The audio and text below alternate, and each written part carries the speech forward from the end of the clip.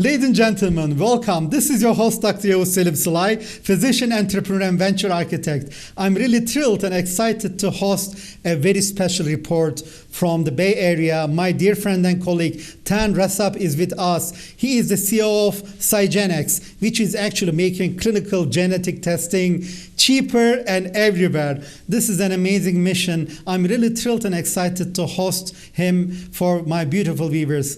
Welcome, Tan. How are you today? Well, thank you, Yavuz. Thank you for inviting me. It's an honor to be on your channel. And considering the people who will be, watching this report are the people that I want to help most. This is amazing, Tan. I know how busy you are. I appreciate in your busy schedule for providing your valuable time from Bay Area. Let's watch this video, ladies and gentlemen, and then we'll move right back to our quick interview with my dear friend and colleague, Rasab. Shall we?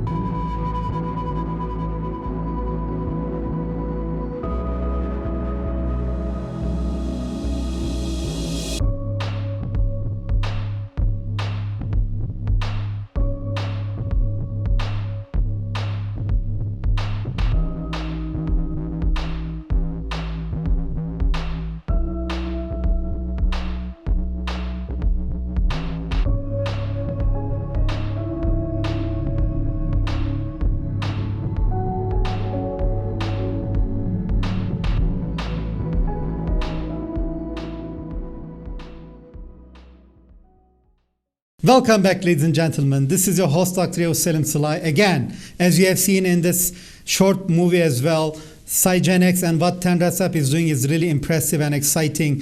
So, dear Tan, I'm really thrilled and excited to host you. And I want to understand, as the CEO of Cygenex, what motivates you? Can you tell for our viewers who Rasab is? Well, I was born in the UK to parents who came from Kashmir, and like most immigrant families, education is the key to actually prosperity and being able to, contribute and pay back your parents' hard work. They came here and they pushed us towards education. And when I was younger, I was always interested in things. The question why? Why does this happen? Why does it rain on certain days? And I remember at the age of approximately, I think, 8 or 9 years old, I opened up a radio. I wanted to see who are the little men that talk inside radios. And after opening it up, I couldn't find any men, but I couldn't fix the radio back. So I had to hide it under my dad's bed so he wouldn't find it.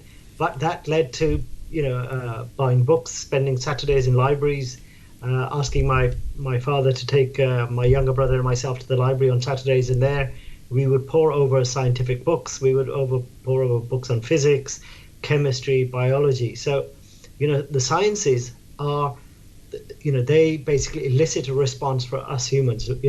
From the very first time man looked up in the sky, he wanted to see, who am I? What's up there? What's out there?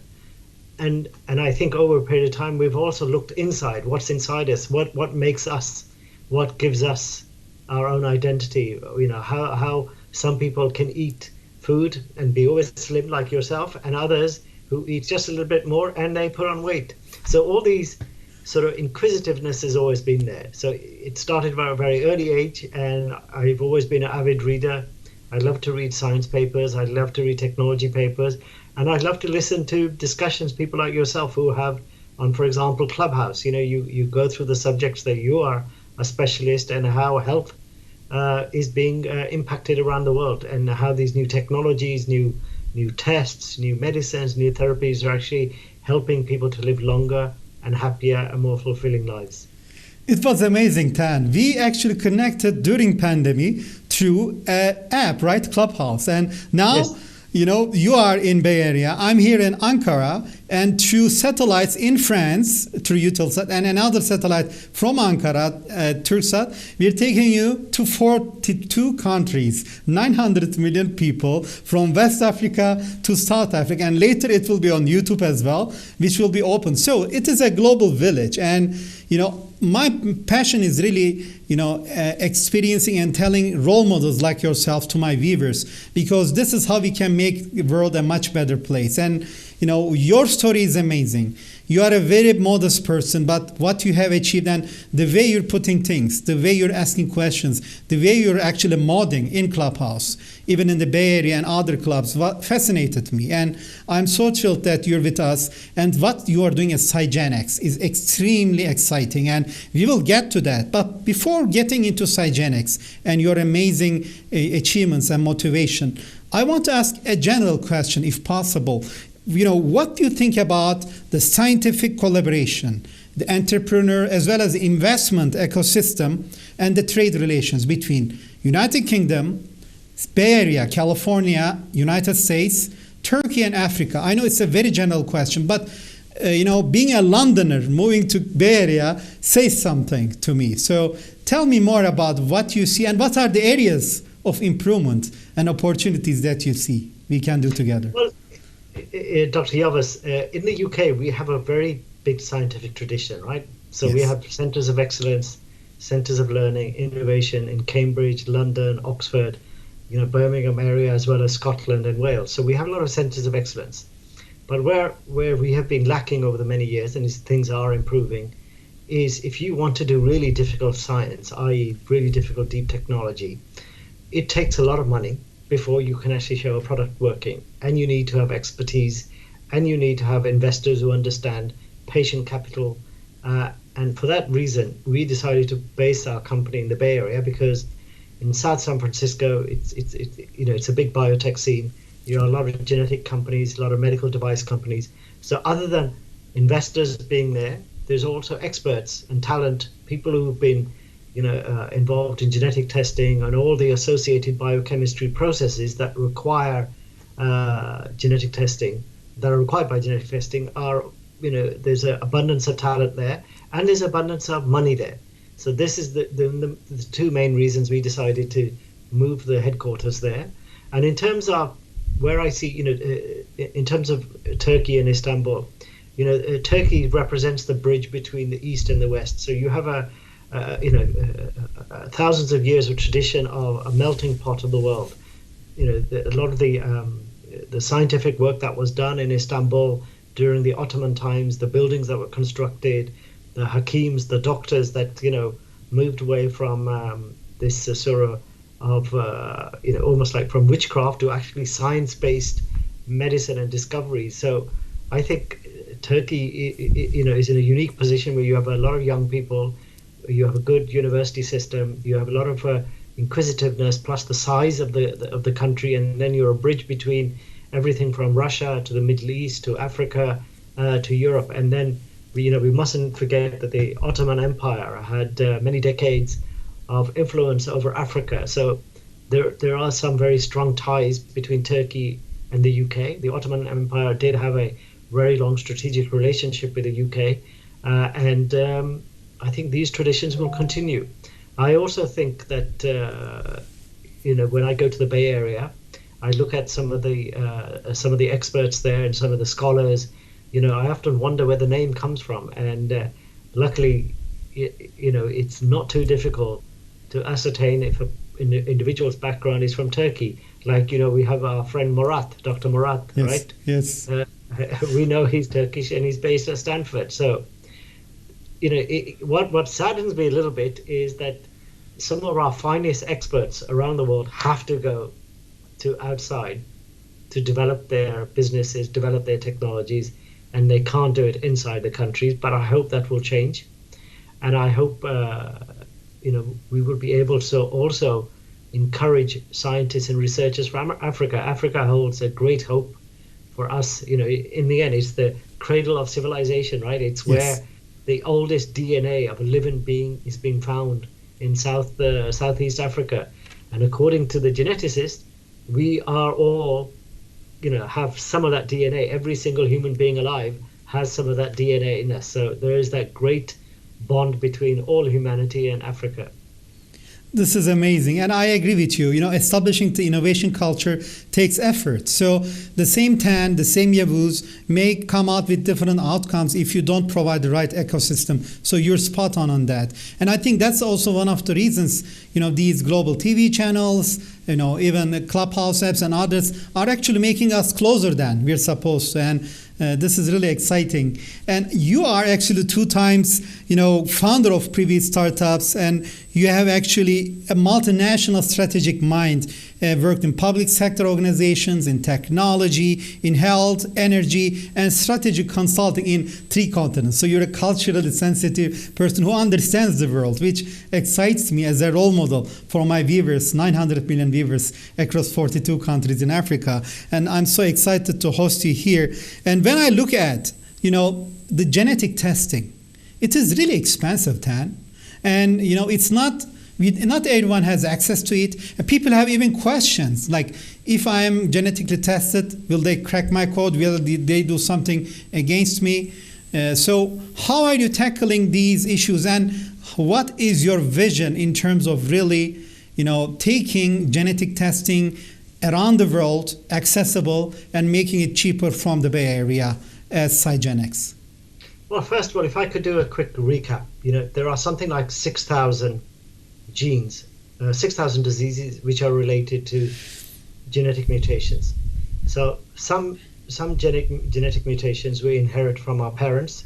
If both the mother and the father are carriers, then the child is likely to have that mutation, which can then lead to certain diseases.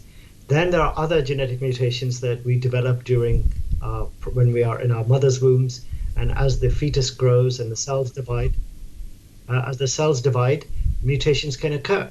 And then lastly, there are certain mutations that occur when we are growing up, for example, from pollution, from eating the wrong sort of foods, from smoking, from alcohol, and getting certain diseases, certain viral infections, certain bacterial infection can cause mutations. So, and as we age, we incur millions of mutations. Most of us are lucky that those mutations are repaired by our own genome or our own genes. But there are some of us who are unlucky where we can't repair those genes, and as a result, certain diseases develop. So I'll give you an example that in sub-Saharan Africa, there are approximately 500,000 babies born every year who have a genetic mutation which could lead to sickle cell anemia. Yes. Now, 90%, between 50 and 90% of those babies will die before the age of 5 because there is no method of screening them and applying therapy from a very early age so they can actually have a reasonable quality of life and grow to be, careful but healthy adults who can actually provide service and provide, benefits to the citizens. So one of the tests that you could do is something called a newborn screening test, where a little drop of blood is collected from a baby's heel. It's usually done within a few days of baby's birth, and that is then analyzed to see what mutations have occurred. These tests in European countries are standard tests. So every baby born is given at least a test for 1 or 2 genetic mutations. In many parts of the world, because of the countries don't have the capabilities and the cost of the tests, they can't do those tests. So there are many babies born every year who are not screened, and therefore, if they may actually, develop illnesses, diseases. In fact, I think the biggest death for under 5s in most countries is from maternal or genetic mutations that are inherited either during pregnancy or from the parents. So if we could actually allow all hospitals around the world, all maternity units, everywhere where babies are born, that these tests can be done on site and can be done cheaper and can be done quickly, then imagine the impact we will have. So one of the reasons why these tests are expensive, because the equipment that was needed to do these tests is very expensive, but those equipment prices have dropped now. But because the labs have invested quite a lot of money in these expensive equipment, they are not able to build these labs around the world. In fact, one of the maps that you show, the photos that you show in our little video clip, is a map of countries that have capabilities for natural genetic, sort of national level genetic testing. And you will see just how big the gray areas are. So those countries do not have any capabilities to provide any kind of genetic tests apart from maybe one or two private hospitals that in some of these countries that provide these tests. So we think that the model should be is that if we can actually reduce the cost of the equipment and hospitals can do the clinical tests on site and make them cheaper, then more people can be screened for these genetic diseases. More people can be offered therapies based on their genetic condition and what sort of therapies that would work for them or not work for them. Tan, this is a noble vision, and we are all here as NTR TV and everyone here in the ecosystem here in Turkey and Africa. We are behind you, rallying for you. So where are you at this stage? Because this is such an amazing vision. And, how can investors or partners really contribute to you? Are you in the fundraising process? How much are you open for fundraising? Are you open for partners? Are you open for global access, access to Africa, Turkey, or other areas? How can, investors as well as partners actually contribute to this amazing vision of Tan Rasab and the Cygenics? We spent, my partner and I, my co-founder and I, and a couple of scientists spent the last 3 years researching how do you make genetic testing faster and cheaper and more capable. We designed a system. We approached one of the biggest life sciences and probably the best life sciences IP attorneys in San Francisco, a company called Wilson Sonsini. So they helped us to draft a patent. We filed a patent, and early last year we then started doing prototyping some of the components that are needed to enable what we're doing. And I think I've shared a video with you, at least one of the components. Yes. We successfully prototyped, which is a very small device that connects to a syringe. We're able to withdraw blood, but it separates blood from plasma without having to centrifuge. So that will make a lot of difference in preparing the samples before they can be sequenced.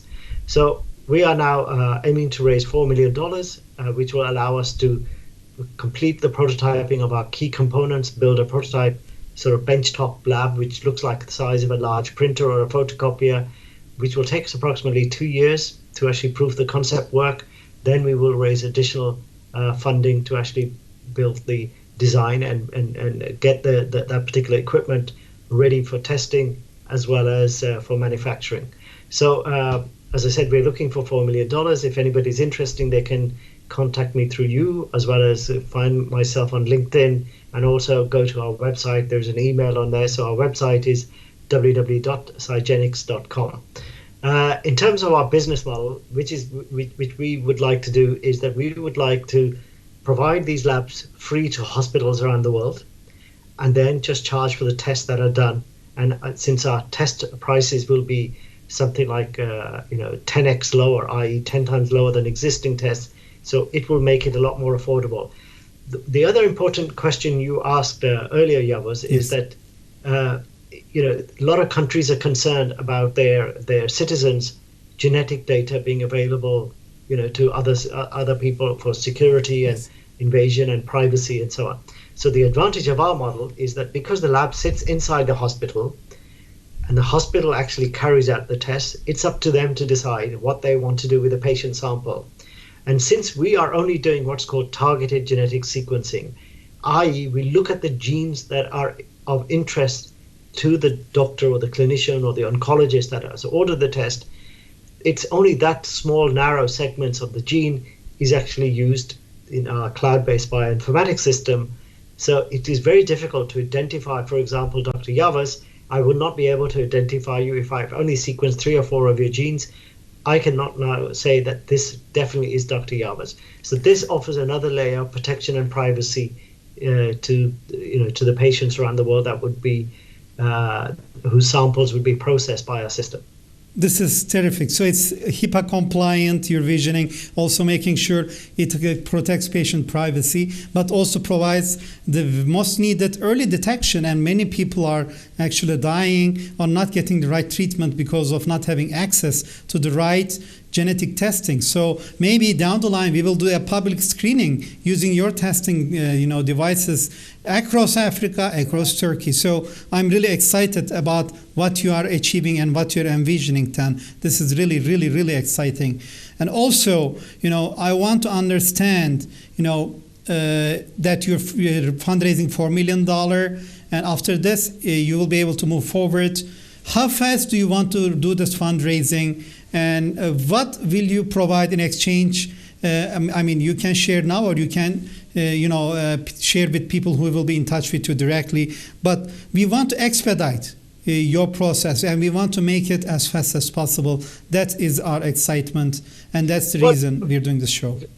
Dr. Yavuz, thank you for raising this question. We work with probably the most famous Silicon Valley law firm. So they advise. It's called Wilson Sonsini, WSGR.com. Yes. So they have filed our patent. So if anybody wants to inquire about our patent and information, they will be able to answer at least many of the questions regarding the legalities of the patent that we filed. And if there's any individual details regarding the technology, that's something that we can provide. So, in terms of the technology, we are all experienced. Myself, I'm almost 53. Some of my team are actually older than me, and I think the youngest person is probably close to 48. So we are very experienced. We've done multiple companies. We've worked for multiple companies. So we know exactly what to do to get this done. And as I said, one of the reasons I moved to Silicon Valley was actually to find the best engineers and the most talented people that we could actually bring on to work with us. So raising this money, we're looking to raise $4 million. In terms of what we would give either a safe note or what's called a convertible note, which protects investors in case, when the next round comes, the valuation will be of a certain size. But in terms of indication, the company is valued at about $20 million. So investors would get about 20% of the company. And we will basically look to raise additional money once the prototyping is done, because based on what we're doing, we think that, we have something unique. We will be able to build up quite a lot of demand in our business model and our strategy. As you know, Dr. Yavuz, we have a lot of interest from certain African countries, South American countries, and Asian countries who want to put our lab system into their hospitals once, we're ready to start shipping. So we're very confident that we will be able to deliver a very compelling solution, which will save money, which will save lives, which will basically empower clinicians, doctors, oncologists to make better decisions on their patients' illnesses. If anybody's interested, as I mentioned, they can reach either through yourself, they can reach through my website or through LinkedIn, and I'll be happy to share our presentation and happy to host Zoom or Skype sessions with potential investors. Tan, frankly speaking, I see this as a disruptive innovation, and this is like the next Moderna or the next Pfizer-BioNTech, and that's why we will be here rallying with you to really achieve your goal of fundraising, as well as taking you to the next step on behalf of NTR TV and my team here. And also here at NTR, we are broadcasting to 900 million viewers, 42 countries, through satellites. And, there are even areas where there is no internet, but they're able to watch on the NTR TV as their connection with the world. In rural Africa and sub-Saharan Africa, in West Africa, in South Africa, even in Madagascar. My vision is to really connect the world with innovation, peace, and, prosperity, and also the right media tools, trying to connect people rather than divide people. So with this vision, what do you think about NTR TV and these type of programs, Tan? I think what you're doing it's amazing. You're introducing entrepreneurs that often may not have an understanding or ability to reach, the next growth story in the world, which is Africa, right? You have African nations who are developing, they're industrializing, people are moving from countryside, from the rural areas to the cities, so which is creating demand for products, but it's also creating health issues, because whereas before people would work all day on their farms. Now, they probably spend part of the day sitting at home. And as countries are getting wealthy, we are getting wealthy, nations' diseases as well. Yes. So it's a great opportunity, I think, through your TV channel for people to be able to reach out, get their message out, and also, for people like me to get a more understanding, what is accessible, what is being done. So this is, very useful for myself and very useful for partners, the hospitals, the governments, the commercial companies in Africa to understand that there are entrepreneurs from the developed world who are looking to empower Africa and to empower Africans to also have the quality of life that we have and the access to good health care that we get in the developed world. It is possible for them to have it as well. Thank you, Tan. I think you really summed it up very nice. I want to also ask your perspective and really get your final messages for our viewers. What are the ways they can connect to you? They can contribute to you? They can be in Ghana, in a city, or in Senegal. What they can do to really contact you and be in touch with you? And what are your final messages for our 900 million viewers, dear Tan? Well, as I mentioned, one of the reasons why we built our company is because of the lack of, advanced technologies in Africa and other continents. And one of the important things I think I want to emphasize is a lot of people assume Africa to be a single homogeneous entity. Africa has a lot of diversity. You have a lot of different ethnic groups, a lot of different cultures, different, lifestyles, different food, different health issues. So Africa shouldn't be taken as a single entity. It's lots of different ethnicities, a lot of different cultures that make up Africa, and each country, each market has to be approached individually. So we're particularly interested in countries that are looking to improve their health services. We're interested in talking to health ministries. We're interested in talking to service providers, private companies who are building health facilities, anything from diagnostic to screening, primary care. If they are interested in working with us, they want to cooperate with us, then they can reach us through our website, which is, as I mentioned, www.cygenics.com, as well as they can search my name on LinkedIn. And I normally answer every messages that I get, other than people asking me to certain things. So people can reach out. As I mentioned, we're looking for investors, we're looking for partners, we're looking to work with governments, we're looking to work for private health providers as well as national health providers who want to have the latest technology in their countries at a price point that can be affordable to the local markets. Dear ladies and gentlemen, remember this name, Tan Rasab. This should stick in your mind with living longer, living happier, living healthier, and having access to early diagnosis in genetics, so actually that can change your life. So definitely such an honor hosting you, dear Tan Rasab, CEO of Cygenics from San Francisco, and we will be looking forward to your growth and also hosting you in the future with your developments and amazing success stories at Special Report. Thank you, Tan.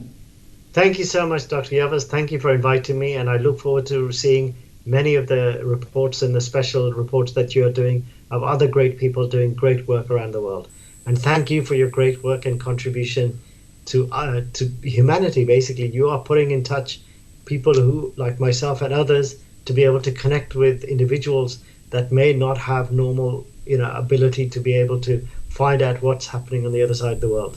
That's the least we can do, Tan. And again, I'm rooting for Tan Rasab and Cygenics. So, ladies and gentlemen, again, this is the end of another special report. This is Dr. Selim Salai, physician, entrepreneur, and venture architect. Really thrilled and excited to host amazing people like Tan Rasab and bringing the innovation in Africa to the world, and amazing innovation around the world to Africa. Take care and all the best. Bye.